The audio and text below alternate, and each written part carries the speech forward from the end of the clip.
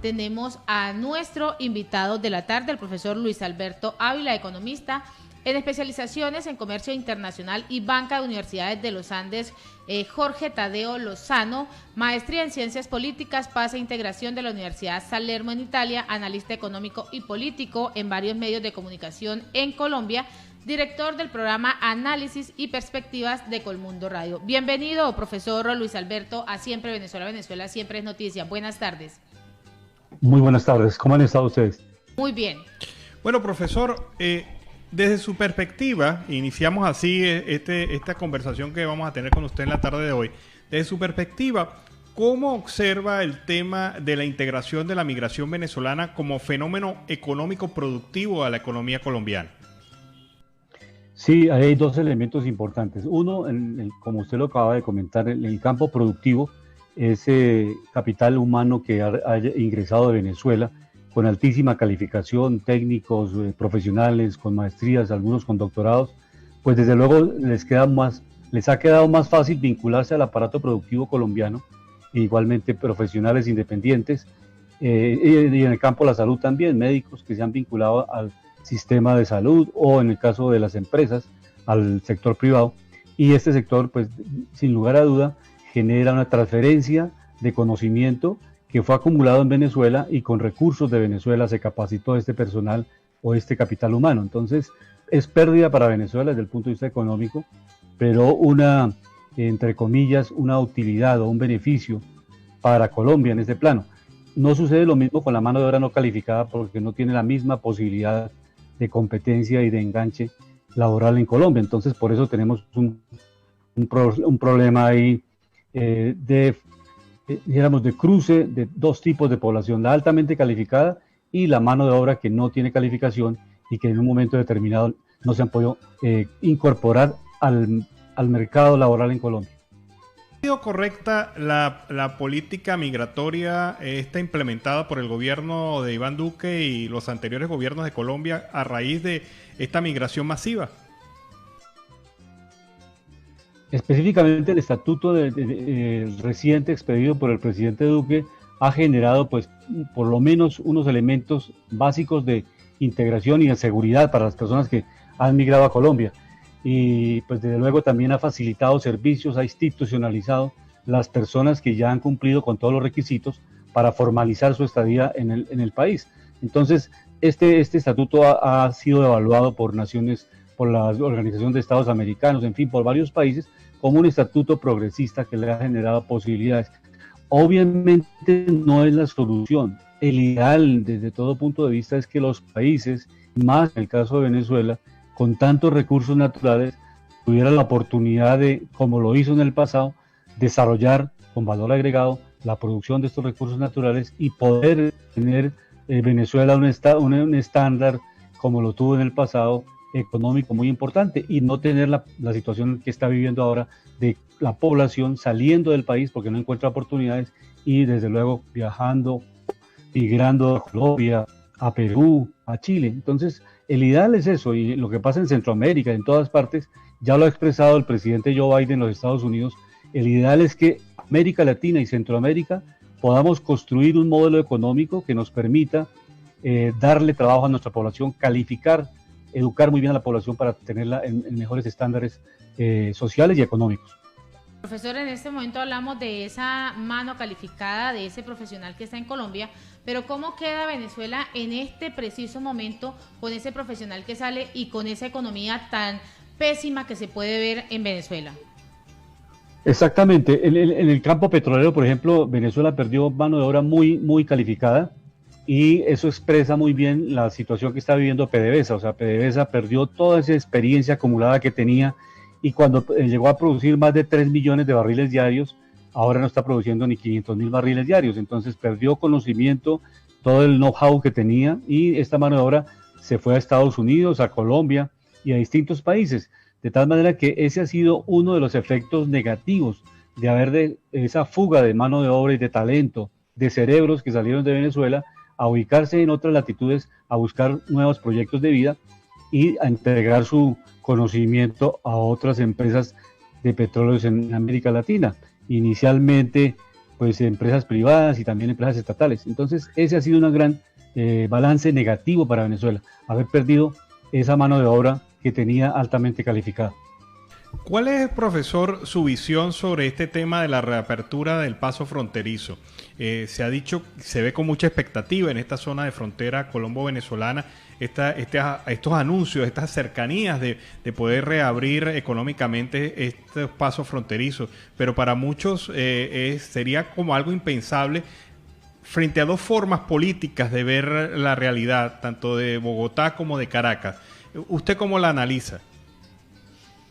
Pues realmente si las economías no tienen simetrías o no tienen unos niveles de crecimiento económico parecidos, similares, paralelos, pues es muy complicado. Las personas, en el caso en este momento de Venezuela, el paso fronterizo lo que hace es incrementar en un momento determinado la salida masiva de más personas de Venezuela a buscar nuevos horizontes. Entonces no es un balance muy favorable en las condiciones, repito, asimétricas en las cuales nos encontramos.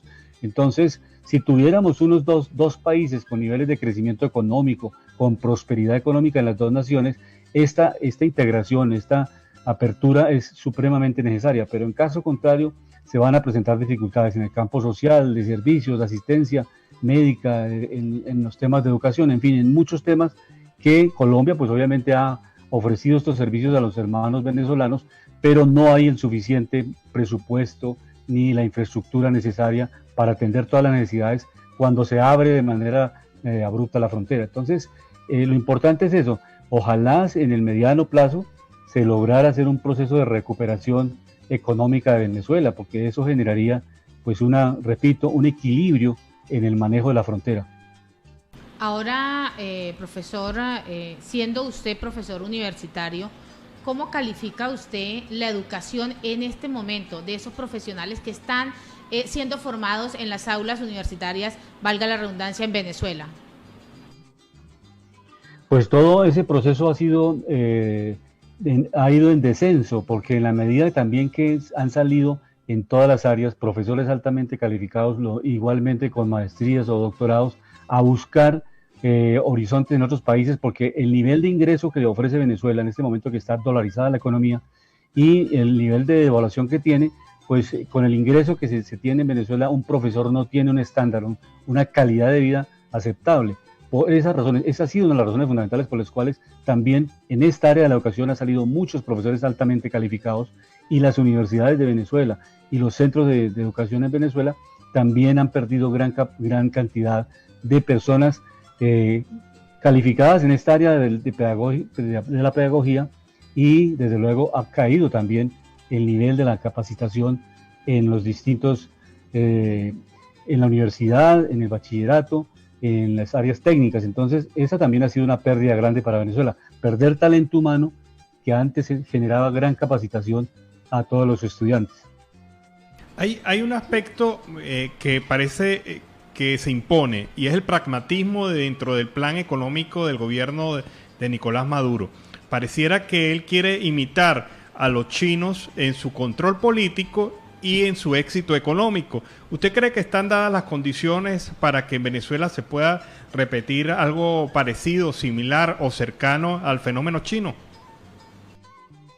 No están dadas las condiciones, porque son países de distinto nivel de desarrollo y de crecimiento económico. Entonces, mientras China utiliza un partido comunista central, un solo partido, y tiene un sistema capitalista hacia afuera, o sea, China combina los dos sistemas económicos perfectamente. O sea, internamente, pues tiene un solo partido, no permite que haya más partidos, no hay una democracia política, y este partido inclusive interviene en las tasas de interés, participa en la decisión de subir o bajar las tasas de interés, devaluar o revaluar la moneda. O sea, es un partido que determina muchas decisiones económicas. En Venezuela no pasa lo mismo, porque no hay ese nivel de capacitación, educación y de innovación que tiene acumulado China. Entonces no puede darse las mismas condiciones para aplicar el modelo chino en Venezuela, porque primero es una economía dependiente, y lamentablemente otro elemento que debemos analizar hoy es que la América Latina y particularmente Venezuela no somos países que podemos determinar, no tenemos una autodeterminación. O bien ejerce una influencia Estados Unidos, o bien ejerce una influencia China, Rusia, y es lo que estamos perdiendo como continente. La Unión Europea, los países de Europa se unieron y crearon esa gran fortaleza que es la Unión Europea. Y nosotros como continente estamos perdidos. No hemos sido capaces con esa riqueza de materias primas de crear la unidad latinoamericana independientemente de los sistemas económicos que cada país pueda desarrollar, porque no es lo mismo Alemania, Portugal o España, pero lograron, a pesar de las diferencias de idioma, que nosotros no la tenemos, excepción de Brasil, que tiene portugués y algunos otros países, pero no es una mayoría de población con diferencia de idioma. Europa sí lo tiene, pero a pesar de todo, lograron esa unidad, que es la Unión Europea, y pues su unidad monetaria y la unidad cambiaria, en fin, no hemos sido capaces en América Latina, y por eso este continente lo están explotando China, Rusia, Estados Unidos, y nosotros estamos perdiendo en ese intercambio comercial grandes recursos que podrían ser fundamentales para invertir en la salud, en la educación y bajar ese déficit que tenemos estructural en el comercio exterior. O sea, todos, casi la mayoría de países latinoamericanos, tenemos déficit comercial o con China o con Estados Unidos, importamos más de lo que exportamos y no estamos innovando y exportando por agregado. Finalmente, profesor, la tendencia continúa creciendo, se sigue incrementando la presencia de migrantes venezolanos irregulares en varios países latinoamericanos. Incluso esta mañana hablábamos de casi 7 millones de venezolanos ya superando la cifra anterior que era de 5.300.000. ¿Cómo ve en perspectiva este fenómeno migratorio y su impacto en las sociedades latinoamericanas? Si no se corrigen los problemas estructurales, pues vamos a tener problemas. Colombia también, a pesar de que no es un número grande, pero la gente tampoco está, y los jóvenes especialmente no tienen un horizonte despejado en Colombia. No hay la suficiente demanda de mano de obra de jóvenes y el desempleo por la pandemia, entre otros factores, por la pandemia ha venido creciendo dentro de los jóvenes, que sube más del 22-23%.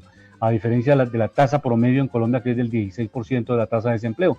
En el caso particular de Venezuela, la perspectiva es difícil, es compleja, porque si no hay unas reformas estructurales, si la decadencia cada vez es más fuerte, su ingreso fundamental, que era el petróleo, está en el piso, está en una recesión total de PDVSA, pues lamentablemente ese 95% de ingreso petrolero, que eran las fuentes de divisas del país, pues no va a poderse recuperar en el corto y mediano plazo de Venezuela, porque si no se corrigen estos problemas estructurales, o sea, repotenciar PDVSA, volverla a ser una empresa líder en América Latina, integrar con otros países también a nivel de gasoductos, en fin, hay muchos proyectos de integración colombo-venezolana, pero si no tenemos esa visión latinoamericanista, pues lamentablemente cada país va a seguir su destino y cada uno va pues obviamente a jugarse un papel negativo en los próximos años. O sea, el destino de estos dos países no es positivo.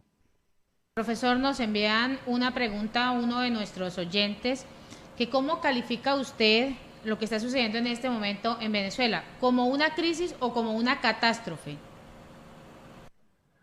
Pues se integran las dos, porque arranca de una crisis, de unas medidas económicas equivocadas, o sea, un sistema socialista construido sobre ya principios falsos. O sea, uno no puede construir sobre la falacia de la corrupción, construir unos nuevos, dijéramos, familias que llegan al poder y se toman el poder económico y político para beneficio personal en nombre de un socialismo utópico, porque eso no es socialismo cuando una familia o dos familias o varias familias terminan controlando política y económicamente un país. Entonces se ha construido sobre principios equivocados y en el siglo XXI es utópico pensar que las empresas de alto nivel tecnológico se le entreguen a los militares o se le entreguen a personas inexpertas del Estado con el argumento de que hay que nacionalizar las empresas y que ese es el socialismo para repartirle a todo el mundo utilidades o riqueza. Y es una falsa premisa, porque todas esas empresas quebraron en Venezuela y esa crisis ha generado esta catástrofe social y económica. O sea, son dos facetas. Primero, la crisis interna por las políticas económicas equivocadas sobre unos falsos principios de un socialismo utópico del siglo XXI. Y obviamente tampoco podemos pensar en un capitalismo salvaje, que es el que aplicamos en otras latitudes con el modelo neoliberal, donde se privatiza absolutamente todo, se concentra la riqueza en unas pocas manos y en unas pocas empresas, y se quiebra la mayoría de las entidades. Entonces se privatiza la salud, la educación, las pensiones, todo, y el Estado no ejerce ninguna influencia en estas áreas. Entonces los dos caminos están equivocados. Capitalismo salvaje y socialismo utópico ha fracasado en América Latina. Bueno, muchas gracias, profesor. De verdad que ha sido muy pertinente haber tenido su presencia en el programa durante la tarde de hoy. Muchas gracias. Buena tarde para ustedes. Muchas gracias.